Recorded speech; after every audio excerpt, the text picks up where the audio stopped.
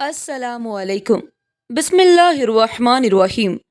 میرا شوہر آج کام سے جلدی گھر واپس آ گیا تھا۔ میں نے اسے کہا کہ تم نہا دھو لو، فریش ہو جاؤ، میں کھانا لگاتی ہوں۔ میں اور میری ساس کھانا کھا چکی تھی، صرف میرا شوہر ہی رہتا تھا۔ میں جلدی سے کچن میں گئی، فریج کھولا تو دوپہر کا بچا کچا سالن پڑا ہوا تھا۔ میں نے جلدی سے نکال کر وہ گرم کیا اور ساتھ میں تازہ تازہ روٹیاں بھی بنا لی۔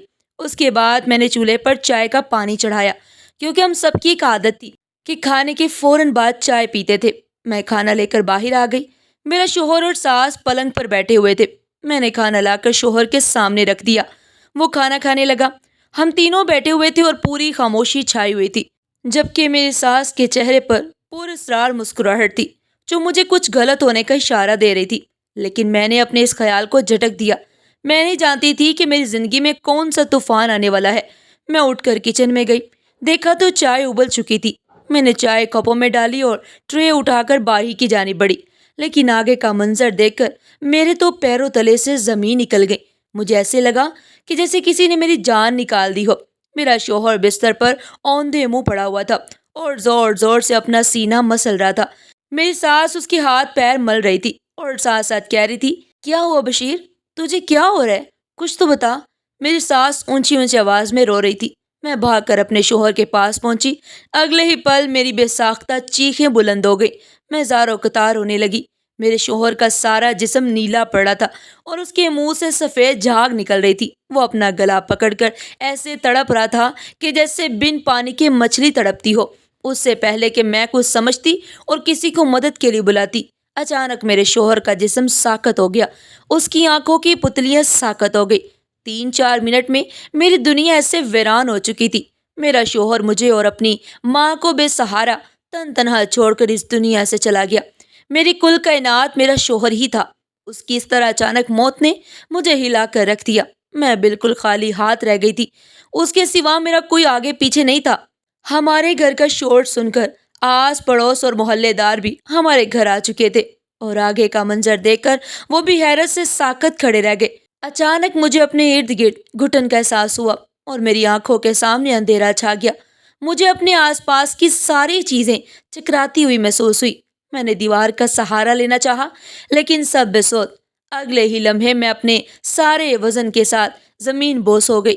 جب مجھے ہوش آیا تو میں نے خود کو اپنے کمرے میں پایا۔ میرا سر ابھی تک بھاری تھا۔ میں نے ناسمجھی سے ادھر ادھر دیکھا۔ اگلے ہی لمحے میرے شوہر کا ساکت وجود میری نظروں کے سامنے آیا۔ میں جلدی سے اٹھ کر باہر بھاگی۔ صبح ہو چکی تھی۔ میں پوری رات بے ہوش رہی۔ میں بھاگ کر پہنچی تو دیکھا کہ میرے شوہر کا جنازہ صحن میں پڑا ہے اور میری ساس اس کی چارپائی سے لگ کر بیٹھی ہوئی ہے۔ اس کی آنکھیں دیکھ کر ایسا لگتا تھا کہ جیسے وہ پوری رات روتی رہی ہو۔ جوان بیٹے کا دکھ تھا، آخر ایک ماں اور کرتی بھی کیا۔ میں جیسے ہی جنازے کے پاس پہنچی تو محلے کی عورتیں مجھے دیکھ کر ایک دوسرے سے کہنے لگی کہ لو دیکھو، ہو گئی مہارانی کی صبح، کیسی بے شرم لڑکی ہے۔ شوہر کا جنازہ پڑا ہے اور یہ اپنی نیندیں پوری کر رہی ہے۔ ارے کچھ تو شرم کرو۔ تمہاری بڑی ساس کل شام سے چارپائی سے لگ کر بیٹھی ہے، پانی کا ایک گھونٹ تک نہیں پیا اس نے، پھر بھی اس کو تمہارا خیال رہا کہ تمہیں نہ اٹھایا جائے، تمہاری طبیعت خراب ہو جائے گی۔ اس حال میں بھی اسے صرف تمہارا ہی خیال ہے، اور ایک تم ہو کہ پہلے اپنے شوہر کو جان سے مارتی ہو اور پھر بے شرمی سے اسی گھر میں رہ کر اپنی نیندیں بھی پوری کرتی ہو۔ ارے تمہیں تو تھوڑی سی شرم کرنی چاہیے اور شرم سے ڈوب کر مر جانا چاہیے۔ کیسے ڈٹھائی سے ہمارے سامنے کھڑی ہو۔ میں حیرانگی سے بس ان کی باتیں سن رہی تھی۔ وہ کتنی صفاقی سے سارے الزام مجھ پر ڈال رہی تھی۔ میں ان کی باتیں سمجھنے کی کوشش کر رہی تھی۔ پھر میں نے سر جھٹکا اور اپنے شوہر کے جنازے کی جانب بڑھی۔ ابھی میں چارپائی کی جانب بڑھی ہی تھی کہ ایک دم مجھے اپنے بالوں میں کچھ محسوس ہوا، جیسے کسی نے بے دردی سے میرے بال مٹھی میں پکڑ کر مجھے اپنی جانب کھینچا ہو۔ میں نے جیسے ہی پیچھے پلٹ کر دیکھا تو میری ساس میرے بالکل مٹھی میں بال جکڑے ہوئے کھڑی تھی۔ اس نے مجھے کسی اچھوت کی طرح خود سے دور پھینکا۔ میں جا کر دروازے کے پاس گری۔ میں دوبارہ اٹھ کر چارپائی کی جانب بڑھنے لگی تو میری ساس نے مجھے بازو سے پکڑ کر اپنی جانب موڑا۔ ان کے اگلے عمل نے میرے 14 تبک روشن کر دیے۔ انہوں نے اپنی پوری طاقت لگا کر میرے منہ پر ایک کے بعد ایک کئی تھپڑ مارے۔ میرا منہ سرخ ہو گیا، گال سوج گئے اور ہونٹ کا کنارہ پھٹ گیا اور اس سے خون بہنے لگا۔ میں ان کی سنبھل پر حیران کھڑی رہ گئی۔ ابھی میں اس جھٹکے سے ہی نہ سنبھل پائی تھی کہ ان کی بات نے میرے پیروں تلے سے زمین کھینچ لی۔ وہ کہہ رہی تھی کہ میری نظروں کے سامنے سے دور ہو جاؤ، دفع ہو جاؤ، تم قاتل ہو میرے بیٹے کی، تم نے میرے بیٹے کو مار دیا، اس کی جان لے لی، جب سے میرے بیٹے کی زندگی میں آئی ہو اس کی زندگی تم نے مشکل بنا کے رکھ دی ہے، پھر بھی تمہارے کلیجے میں ٹھنڈک نہیں پڑی جو تم نے اس کی جان ہی لے لی۔ میں نے ان کے آگے ہاتھ جوڑ دیے اور کہا کہ میں نے کچھ نہیں کیا، میں نے ان کی جان نہیں لی، میں ایسا کیوں کروں گی، وہ میرے شوہر تھے، پلیز مجھے ان کے پاس جانے دیں، ایسا نہ کریں۔ لیکن میری ساس پر میری کسی بھی فریاد کا، کسی بھی التجا کا کوئی اثر نہیں ہوا۔ انہوں نے مجھے بازو سے پکڑا اور دروازے کے پاس لے گئی اور دروازہ کھول کر مجھے گھر سے باہر دھکا دے دیا۔ میرے اوپر ظلمتوں کے پہاڑ ٹوٹ پڑے، ایک شوہر سے جدائی اور دوسرا گھر سے بھی بے گھر کر دی گئی تھی۔ میں دروازے کے ساتھ لگ کر کھڑی ہو گئی۔ میں کافی دیر تک دروازہ کھٹکھٹاتی رہی، لیکن اندر والے سارے ہی پتھر دل ہو گئے تھے۔ میں ٹوٹے ہوئے دل کے ساتھ روڈ پر چلنے لگی۔ میرا اور کوئی ٹھکانہ بھی نہیں تھا، جاتی تو کہاں جاتی۔ اچانک مجھے ایک عورت کی آواز سنائی دی۔ وہ کہہ رہی تھی کہ اللہ کے نام پر میری کچھ مدد کر دو، میرا بچہ 3 دن سے بھوکا ہے، کوئی تو میری مدد کر دو، مجھ پر رحم کرو۔ میں نے اپنے ہاتھ میں موجود نوٹ کی جانب دیکھا، میرے پاس صرف 1000 کا ہی نوٹ تھا۔ میں نے وہ نوٹ اس عورت کو دیا اور اس کی گود میں ایک چھوٹا سا بچہ تھا جو کہ رو رہا تھا کہ شاید اس کو بھوک لگی تھی۔ اس عورت نے میری جانب دیکھا اور کہا کہ بیٹی کہاں جا رہی ہو اور رو کیوں رہی تھی، کہ تم بھی دکھی ہو؟ میں نے اس کی بات پر چونک کر ادھر ادھر دیکھا۔ میں بے دہانی میں اپنے گھر سے بہت دور نکل آئی تھی۔ اس عورت نے کہا کہ اللہ تمہارا بھلا کرے، تمہاری ساری مشکلیں آسان کرے، تم سدا سکھی رہو، ایسے سڑک پر نہ پھرو، جاؤ اپنے گھر چلی جاؤ۔ میں نے کہا کہ میرا کوئی گھر نہیں ہے، میں بے آسرا ہوں۔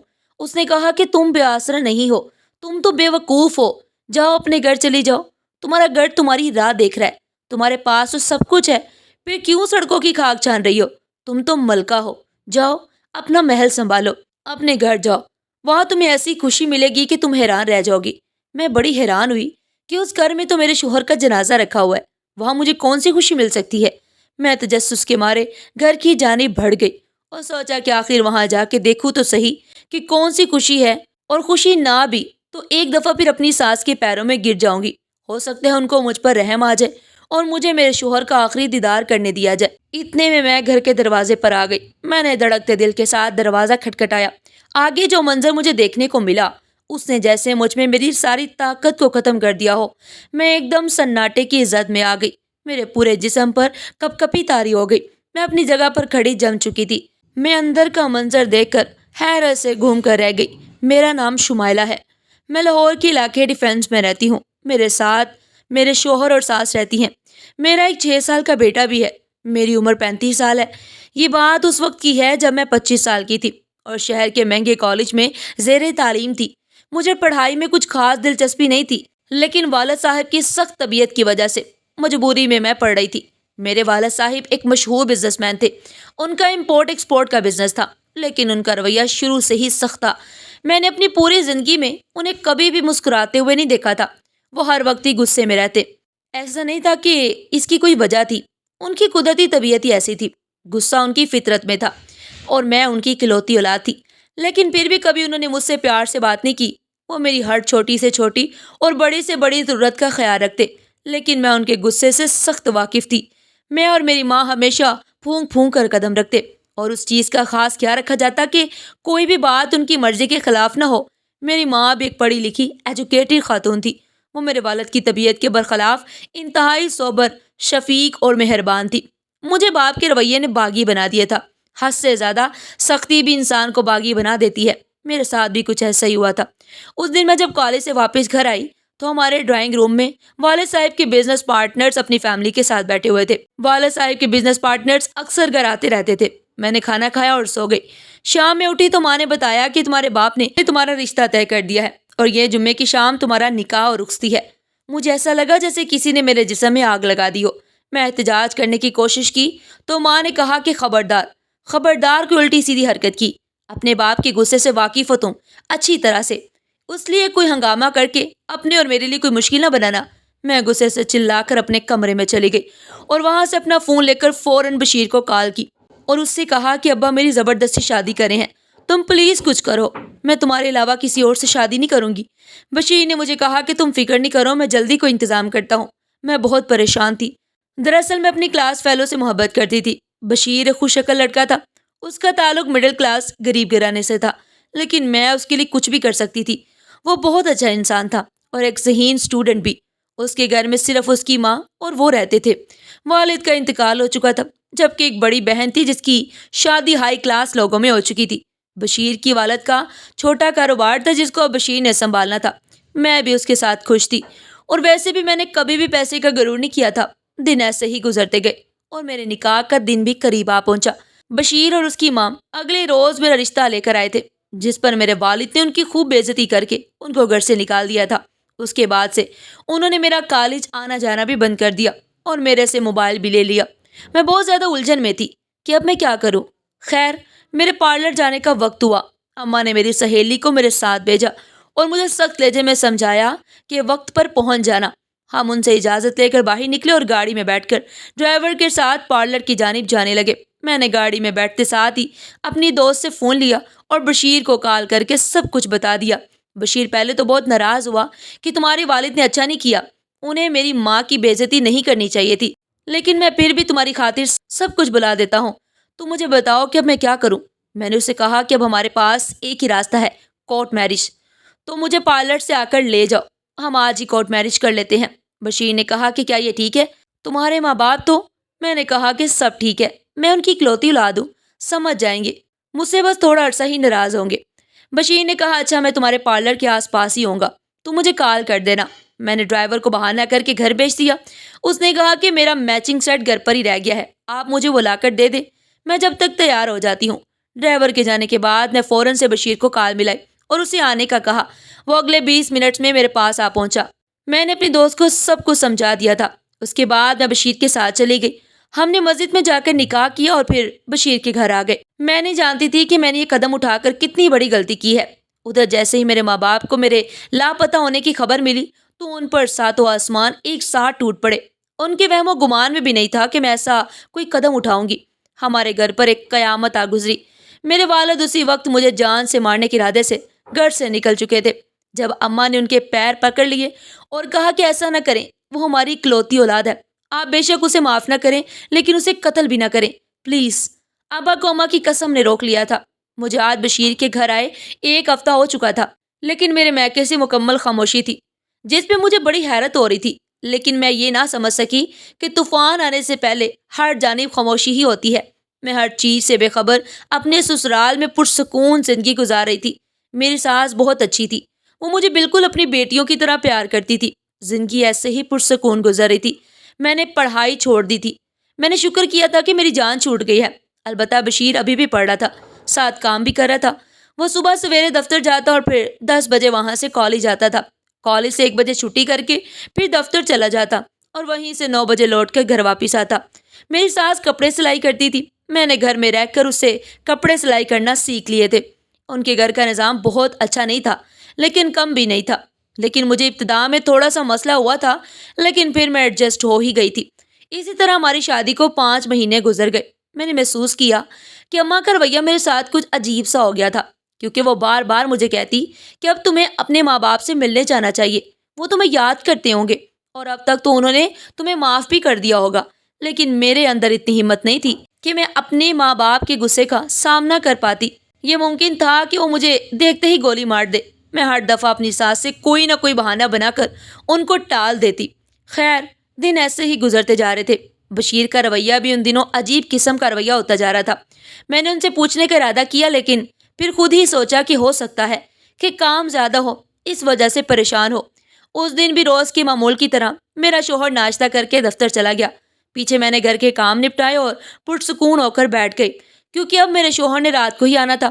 دن کے وقت میں نے قورمہ بنایا اور 7 روٹیاں بنائی۔ میں نے اور میری ساس نے کھانا کھایا تو ساس نے مجھے کہا کہ جاؤ تم آرام کرو، یہ برتن میں دھو دیتی ہوں۔ میں نے کہا نہیں، میں خود ہی دھو لوں گی۔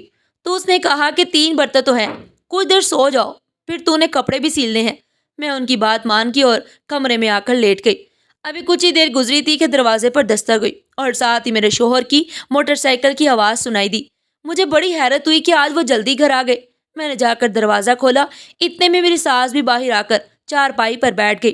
اس نے میرے شوہر سے جلدی آنے کی وجہ پوچھی تو اس نے کہا کہ آج کالج سے چھٹی تھی اور دفتر میں بھی کچھ خاص کام نہیں تھا، اس لیے میں گھر جلدی آ گیا۔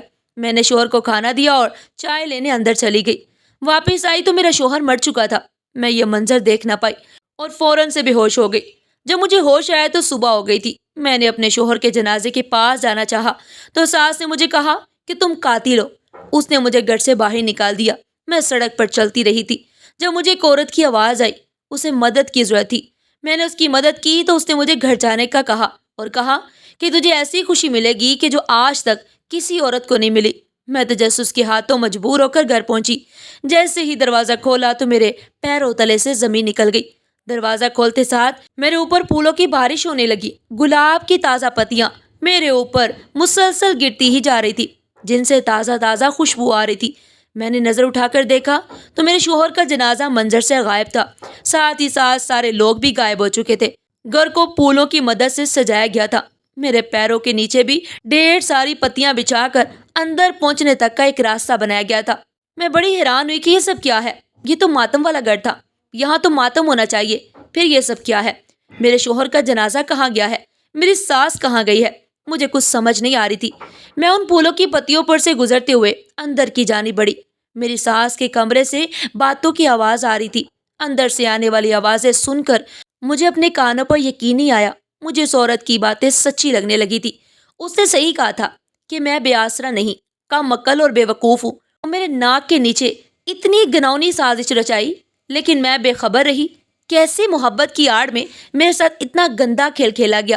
مجھے بے تحاشا خود کی کم عقلی پر غصہ آیا۔ میں نے کیسے ایک شخص کو اتنا موقع دے دیا کہ وہ آ کر میری زندگی سے کھیل گیا، میری زندگی کو برباد کر گیا۔ میری ساس میرے شوہر سے کہہ رہی تھی کہ ساری تیاری ہو گئی ہے، تم جاؤ اور اسے کہیں سے بھی ڈھونڈ کر لاؤ۔ میرے شوہر نے کہا کہ میں تو اس کی نظر میں مر چکا ہوں، وہ کیسے آئے گی میرے ساتھ؟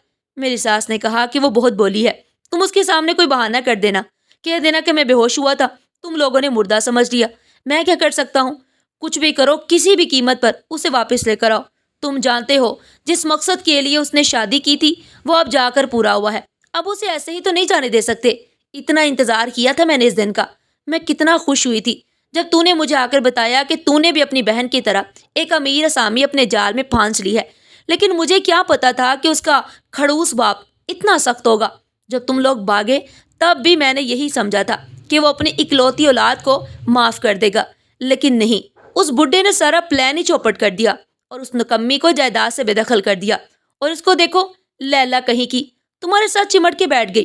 میں نے تو تمہاری موت کا ڈرامہ اس لیے رچایا تھا تاکہ اس پر الزام لگا کر اسے گھر سے باہر کر دوں، کیونکہ اس کے بعد ہم کب تک اسے مفت میں بٹھا کر روٹیاں کھلاتے رہتے۔ اسی لیے کل میں نے جان بوجھ کر تمہارے کھانے میں بے ہوشی کی دوا ملائی، سنو سپرے سے جاگ بھی لگا دی، اور خون کا کیا، بس ایک ذرا سا کٹ لگا اور تمہارے ناک اور منہ سے خون بہہ گیا۔ میں حیرت سے بت بنی ان کی باتیں سن رہی تھی، اور کتنے انکشافات باقی تھے۔ اگلی بات سن کر مجھے ایسے لگا کہ جیسے قیامت تو اب آئی ہے۔ پہلے تو بس چھوٹے موٹے جھٹکے تھے، میری ساس کی اگلی بات نے میرے جسم سے جان نکال دی۔ میں بے دم ہو کر فرش پر گری۔ میرے شوہر اور ساس نے جب کچھ گرنے کی آواز سن کر دروازے کی جانب دیکھا تو فوراً سے ان کے چہرے پر ڈر کے سائے لہرائے۔ میرے شوہر نے مجھے اٹھا کر بستر پر لٹایا۔ مجھے جب ہوش آیا تو میرا شوہر کمرے میں بے چینی سے ٹہل رہا تھا۔ میں فوراً سے اٹھی اور کہا کہ مجھے میرے باپ کے گھر جانا ہے۔ میں اس کی کوئی بھی بات سنے بنا باہر کی جانب بڑھ گئی۔ میں اپنے باپ کے گھر پہنچی تو پورے گھر میں سوگوار سا ماحول تھا۔ والد ایک ہفتہ پہلے ہی گزر گئے اور مرنے سے پہلے اپنی تمام جائیداد میرے نام پر کر گئے۔ میری ماں مجھے دیکھتے ہی میرے گلے لگ کر رونے لگی۔ یہی حال میرا بھی تھا۔ دراصل بشیر نے مجھ سے دولت کی لالچ میں شادی کی تھی۔ اسے مجھ سے کوئی محبت، کوئی پیار نہیں تھا۔ پہلے تو سب ٹھیک رہا، لیکن جب انہیں پتا چلا کہ میرے باپ نے مجھے جائیداد سے بے دخل کر دیا ہے تو ان کا دل میری جانب سے کھٹا ہو گیا۔ دونوں ماں بیٹا مجھے نکالنے کی وجہ ڈھونڈ رہے تھے۔ جب انہیں کوئی وجہ نہ ملی تو اپنے مرنے کا ڈرامہ رچایا اور مجھے گھر سے باہر نکال دیا۔ پیچھے کسی کے منہ سے خبر سنی کہ میرے والد وفات پا گئے ہیں اور اپنی تمام جائیداد کا مالک اپنی اکلوتی اولاد کو بنا گئے ہیں، تو یہ خبر سنتے ہی میرا شوہر اٹھ بیٹھا۔ محلے والے کچھ ڈر گئے اور کچھ نے وجہ جاننے کی کوشش کی تو اس نے ایسے خود کو شو کیا کہ جیسے اسے کچھ یاد ہی نہیں۔ سب نے یہی سمجھا کہ ہماری غلطی ہے، ہم نے بے ہوشی کو موت سمجھ لیا۔ ایک ایک کر کے سارے لوگ وہاں سے چلے گئے۔ میری ساس اور میرا شوہر اب مجھے واپس لانا چاہتے تھے تاکہ میری دولت اپنے نام کروا سکے، لیکن میں نے بھی فیصلہ کر لیا تھا کہ کبھی بھی انہیں معاف نہیں کروں گی۔ شام کو میرے شوہر اور میری ساس میرے گھر آئی اور مجھ سے بے تحاشا معافیاں مانگنے لگی، لیکن مجھ پر ان کی کسی بھی بات کا کوئی بھی اثر نہیں ہوا۔ وہ مایوس لوٹ گئے۔ اسی رات میرے شوہر کی بہن کو طلاق ہو گئی، جس پر اس نے خودکشی کر کے اپنی جان لے لی۔ یہ صدمہ میرے شوہر اور ساس کی زندگی بدل گیا۔ انہیں عقل آ گئی تھی۔ میری ساس اپنی بیٹی کا صدمہ برداشت نہ کر سکی اور انہیں فالج کا اٹیک ہوا، جس کے بعد وہ مکمل بستر پر آ گئے۔ بشیر کی حالت بھی بہت خراب تھی۔ اس کی حالت دیکھ کر میرے دل خون کی آنسو روتا تھا۔ چاہے اس نے جو بھی کیا، لیکن وہ میری محبت تھا۔ اسی محبت کے صدقے میں نے اسے معاف کر دیا۔ وہ دونوں اب بہت بدل گئے ہیں۔ ان کی زندگی سے دولت کی ہوس ختم ہو چکی ہے۔ 4 سال بعد اللہ نے مجھے ایک خوبصورت بیٹے سے نوازا اور اب میں مطمئن زندگی گزار رہی ہوں۔ دولت کی لالچ انسان کو اندھا کر دیتی ہے۔ وہ سنبھل تو جاتا ہے، مگر ٹھوکر لگنے کے بعد۔ ناظرین، آج کی کہانی آپ کو کیسی لگی؟ کمنٹ باکس میں اپنی قیمتی رائے کا اظہار ضرور کیجیے گا، اور اس طرح کی سبق آموز کہانیاں سننے کے لیے ہمارے چینل ایڈیو پن پوائنٹ کو ضرور سبسکرائب کریں، اور اگر ویڈیو اچھی لگی ہو تو زیادہ سے زیادہ لائک کریں اور شیئر کرنا مت بھولیے گا۔ اپنا اور اپنے پیاروں کا بہت خیال رکھیے گا۔ شکریہ۔ اللہ نگہبان۔